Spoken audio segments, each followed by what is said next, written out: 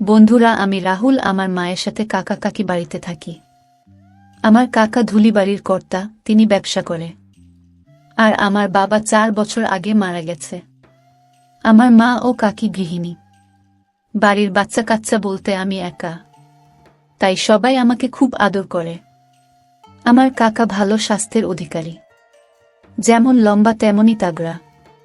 আর আমার মা ও কাকি খাটো ফর্সা, বেশ আকর্ষণীয় ও সুন্দরী। আমার মা আর কাকির গঠন প্রায় এক সমান। তাকে নিজের সন্তান নেই, আমাকে আপন সন্তানের চোখে দেখে। আমি তাই তাকে বর্মা ডাকি।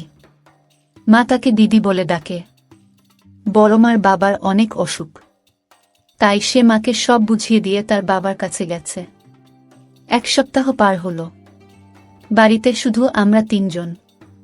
কাকু তার কাজে যায়, মা পুরো বাড়ি সামলায়। আর আমি স্কুলে যাই। মা কাকুকে বলেছিল বর্মাকে গিয়ে নিয়ে আসতে, কিন্তু কাকু বলে দিল যে বড়মার বাবার মৃতপ্রায় অবস্থা, তাই বর্মা নাকি আসবে না। হয়তো তার মৃত্যুর পরে সে ফিরবে। মা বেশ চিন্তায় পড়ল। আমি জানি কাকু কেমন লোক। খেয়াল করলাম কাকু ইদানিং বাসায় বেশি থাকে, বিশেষত মার আশেপাশে। মা সব বুঝে কিন্তু কিছুই বলে না।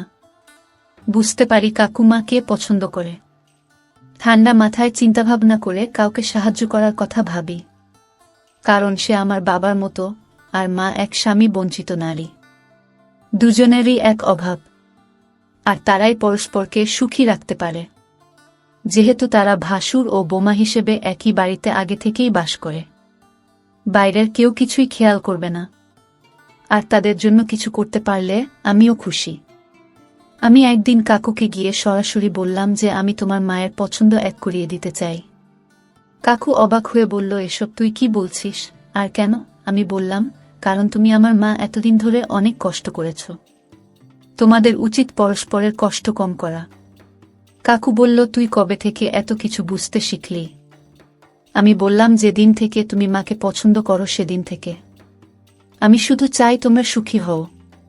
কাকুর সাথে সাথে রাজি হয়ে গেল, কিন্তু আমি শর্ত দিলাম যে তোমাদের বিয়ে করতে হবে। কাকু প্রথমে লজ্জা পেলেও পরে রাজি হল। পরিকল্পনা সাজালাম, কিভাবে কি করা যায়, এবং কাজে লেগে গেলাম। মাকে গিয়ে বললাম যে বড়মাকে ছাড়া কাকু অনেক কষ্ট পাচ্ছে, তাই সে যেন কাকুর সাথে বেশি করে গল্প আড্ডা করে সময় কাটায়, তার পছন্দের খাবার রান্না করে খাওয়ায় ইত্যাদি। এরপর থেকে মা নিয়মিত কাকুর যত্ন নিতে শুরু করল, আর কাকু প্রায় মাকে বিভিন্ন উপহার এনে দিতে লাগল, এই বলে যে বড়মা নেই বলে মা অনেক কষ্ট করছে, তাই কৃতজ্ঞতার স্বরূপ এসব উপহার। কাকু আমাকে ও আগের চাইতে অনেক বেশি আদর করতে লাগল, আর সুবিধা দিতে লাগল। একদিন রাতে কাকু আমার ঘরে এসে বলল, রাহুল, তোর মনে হয় তোর মা আমাকে মেনে নেবে? আমি বললাম, আমারও তাই মনে হচ্ছে। কাকু বলল, আজকে প্রপোজ করব। আমি বললাম, একটু তাড়াহুড়ো হয়ে যাচ্ছে না? কাকু বলল, না, পরে তার মন বদলে যেতে পারে। আমি যাচ্ছি। আমি বললাম, কাকু, আমার কথাটা মনে আছে তো? সেটা কি করবে? কাকু বলল, চিন্তা করিস না, আমি দরজা শুধুই লাগিয়ে রাখব, বন্ধ করব না। তুই সামান্য ঠেলে দেখবি কিভাবে প্রপোজ করি, কিন্তু সাবধানে, তোর মা টের পেলে সব মাটি হয়ে যাবে। আমি খুবই খুশি হলাম। আমার মায়ের বিধবা জীবনের অবসান হবে, আর কাকু নতুন বউ পাবে। ঠাকুমার ঘরে ঢুকে গেল। আমিও গিয়ে দরজার পিছনে দাঁড়ালাম। কাকু দরজা চাপিয়ে দিল। আমি হালকা ঠেলে দেখতে লাগলাম মা ঘরে নেই, সে বাথরুমে গেছে। গোসল শেষে মা বাথরুম থেকে বেরোল। কাকুকে দাঁড়িয়ে থাকতে দেখে মা চমকে উঠল। মা বলল, দাদা, আপনি এখানে? কাকু বলল, আমি তোমার জন্য এসেছি।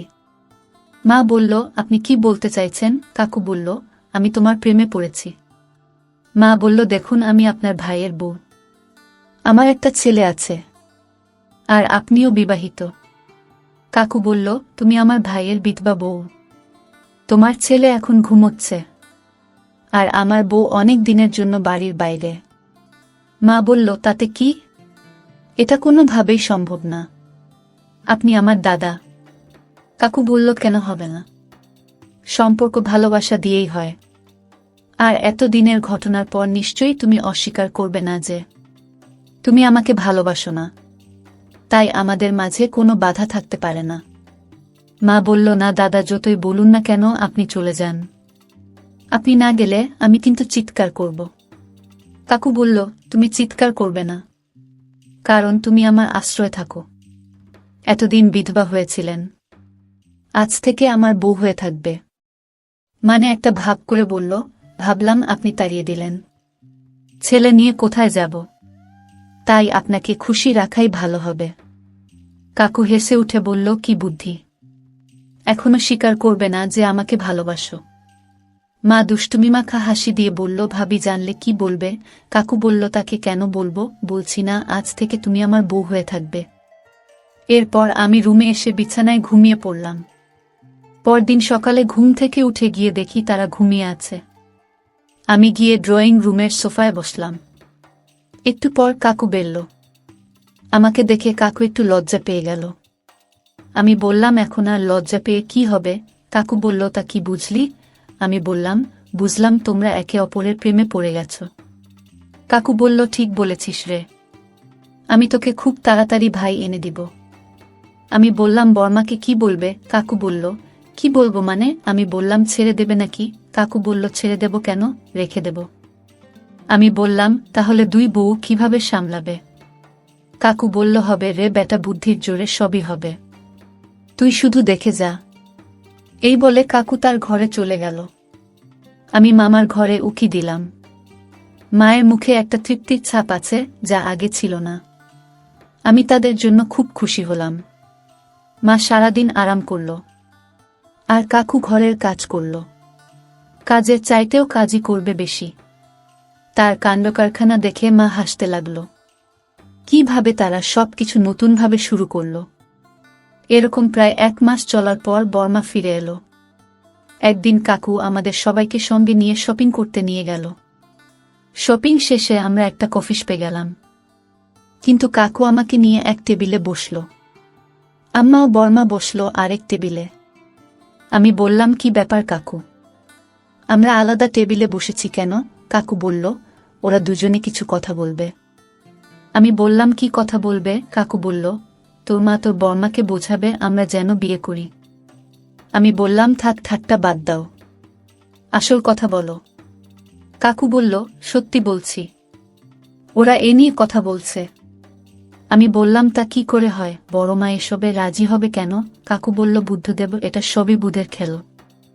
আমি বললাম, তুমি সব স্পষ্ট করে বলতো, এলাকার সবাই কি বলবে? কাকু বলল, সে চিন্তা তুই করিস না, আমরা দূরে অন্য কোনো এলাকায় যাচ্ছি, সেখানে নতুন পরিচয় থাকব। তোর মা আর বড় মা জায়গা অদল বদল করবে। তোর মা হয়ে যাবে আমার বিয়ে করাব, আর আমার বউ হয়ে যাবে তোর বিধবা মা। আমি বললাম, কিন্তু তুমি বড় মাকে কিভাবে বানালে? কাকু এ প্রশ্নের উত্তর দিল না, শুধুই মুচকি হাসতে লাগল। কয়েকদিনের মধ্যেই আমরা নতুন বাসায় উঠলাম, সবকিছু নতুন করে সাজিয়ে নিলাম। একদিন রাতে আমরা সবাই রাতে খাবার শেষে টিভি দেখছি। একসময় বড় মা ঘুমোতে চলে গেল, আর আমাকেও জোর করে ঘুমোতে পাঠিয়ে দিল। আমি আমার ঘরে চলে এলাম, কিন্তু ঘুমালাম না। তারা সোফায় বসে টিভি দেখছে। একসময় কাকু পকেট থেকে একটা সিঁদুরের কোটা 2টা শাখা বের করে মা সামনে রাখল। মা বলল, এসব কি দাদা? কাকু বলল, এগুলো তোমার জন্য আমার উপহার। তুমি এখন থেকে আমার সত্যিকারের বউ হয়ে থাকবে। আমাদের সম্পর্ক আসল হবে, আর আমাদের সন্তানও হবে। এই বলে কাকু মার সিঁথিতে সিঁদুর হাতে শাখা পরিয়ে দিল। মা আবেগাপ্লুত হয়ে কাকুর দিকে শুধু তাকিয়ে থাকল। এতদিন পর মায়ের ফাঁকা সিঁথি রঙিন হয়েছে, খালি হাত ভরে যাওয়ায় তাকে যে কি সুন্দর দেখাচ্ছে। কতক্ষণ পর মা তাকে বলল, দাদা। কাকু বলল, এখন থেকে আমার স্বামী স্ত্রী। স্বামী স্ত্রীর মতো করে কথা বলবে। বলো ওগো। মা বলল, ওগো ওরা দেখে ফেললে কি মনে করবে? কাকু বলল, তোমার দিদিরা সব জানে। মা বলল, কিন্তু রাহুল? কাকু বলল, আরে রাহুল, ও কিছু জানে না। আমি ভয় পেয়ে গিয়েছিলাম কাকু বুঝি আমার ব্যাপারে মুখ ফসকে সব বলে দিল। কিন্তু শেষ পর্যন্ত সামলে নিয়েছে দেখে স্বস্তি পেলাম। মা বলল, তাহলে তো আর দিদি না, বরং সতীনের সাথে ঘর করতে হবে। কাকু বলল, ভয় নেই, এই সতীন তোমাকে আর তোমার সন্তানদের খুব ভালোবাসবে। মা বলল, তা আমি জানি, কিন্তু যেদিন রাহুল সব বুঝতে শিখবে সেদিন কি করব? কাকু বলল, ওসব চিন্তা ভাবনা তুমি আমার উপর ছেড়ে দাও। এমনভাবে সব বোঝাবো যে কিছুই বুঝতে পারবে না। মা খিলখিল করে হেসে উঠল। এ সময় হঠাৎ করে আমার কাঁধে কার যেন স্পষ্ট টের পেলাম। পিছনে ফিরে দেখলাম বড়মা কখন এসেছে টেরই পায়নি। কিছুই না বলে আমাকে চুপচাপ আমার ঘরে কান ধরে টেনে নিয়ে এলো। বড়মা বলল, কি রে, কি দেখছি তুই? আমি বললাম, মা আর কাকুর গল্প করা দেখছিলাম। বড়মা বলল, এসব কই শিখেছিস? আমি বললাম, তারা তো একে অপরকে পেয়ে সুখেই আছে। বড়মা বলল, হয়েছে, থাক, আর বলতে হবে না। কিন্তু তুই কোথাও গিয়ে কখনো ঘরের সব কথা ভুলেও বাইরের কাউকে বলবি না। আমি বললাম, এই তোমাকে ছুঁয়ে কথা দিলাম, খুশি তো? বড়মা বলল, তুই হয়তো জানিস না, আমি কখনো মা হতে পারবো না। আমরা এতদিন তোকে ছেলে হিসেবে দেখেছি। তোর কাকু কতদিন আগে আমাকে বলল যে তোর মা যদি বিয়েতে রাজি হয় তবে সে নিজের সন্তানের বাবা হতে পারবে, আর আমিও সেই বাচ্চার মা হতে পারব। তাই সব বুঝিয়ে বললাম, আর ও রাজি হলো।